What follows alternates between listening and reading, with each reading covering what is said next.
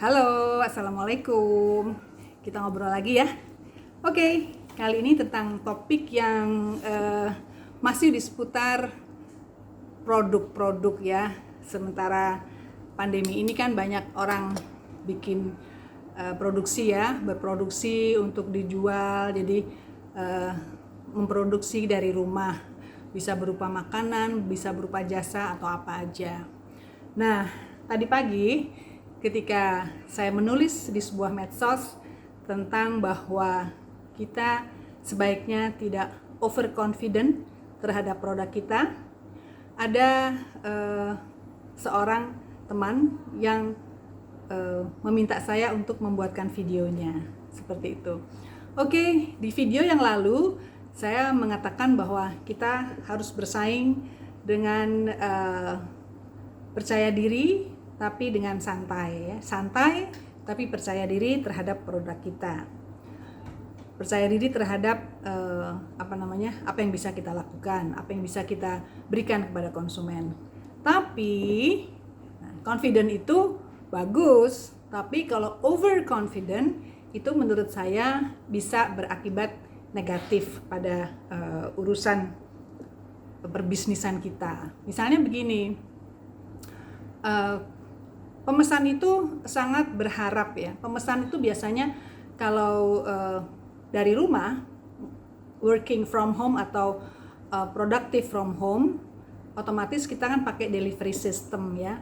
Nah, otomatis pemesan yang cuma lihat fotonya itu biasanya harapannya besar ya, berharap-harap gitu bahwa yang saya pesan ini nanti datangnya pasti enak, pasti kuat, pasti awet ya, pasti bagus gitu, pasti keren gitu ya.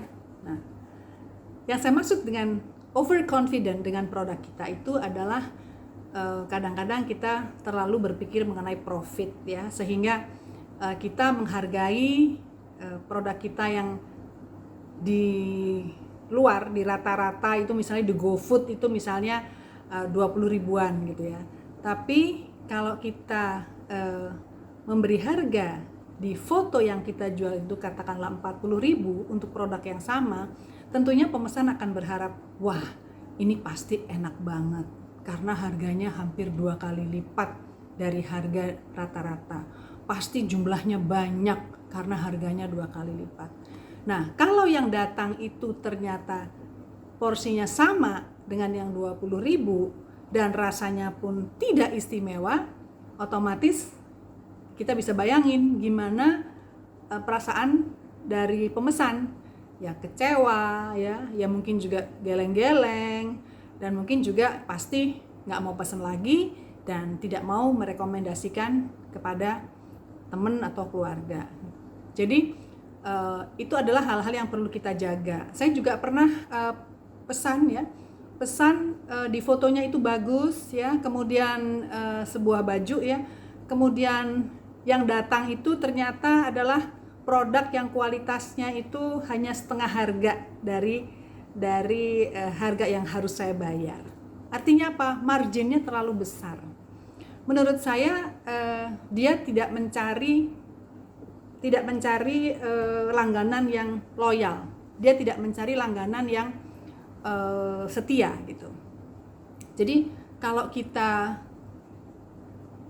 memberi kepada konsumen kita itu yang wajar itu artinya begini. Saya pernah diajari oleh bos saya yang orang Amerika dulu tentang bagaimana sebelum kita menetapkan harga. Waktu itu kami diajari untuk sebelum kita menetapkan harga, kita harus mencari tahu dulu harga-harga barang yang sejenis, persis sejenis ya. Sejenis, kemudian satu tipe dan sebagainya gitu. Nah, dari situ kita bisa tahu bagaimana kita cara menetapkan yang pas gitu, yang wajar gitu. Oleh sebab itu, marilah kita mempelajari dulu produk orang lain seperti apa, artinya bukan mengintip ya, tapi kewajarannya seperti apa yang ada. Kemudian kita kira-kira sendiri harga kita yang pantas itu berapa. Jangan sampai margin kita ambil terlalu besar sehingga pemesan itu merasa kecewa. Dan menurut saya kita jangan sampai meng-underestimate ya meng-underestimate wawasan pemesan, karena pemesan tahu gitu ya. Artinya pemesan tahu bahwa produk ini sebetulnya harganya yang wajar adalah sekian gitu. Jadi marilah kita belajar untuk berpikir bukan hanya sekedar profit ya. Profit itu memang duit, tetapi memiliki atau mendapatkan pelanggan yang setia dan yang selamanya itu lebih legit. Itu kata saya. Terima kasih, mudah-mudahan bermanfaat. Salam sehat. Wassalamualaikum warahmatullahi wabarakatuh.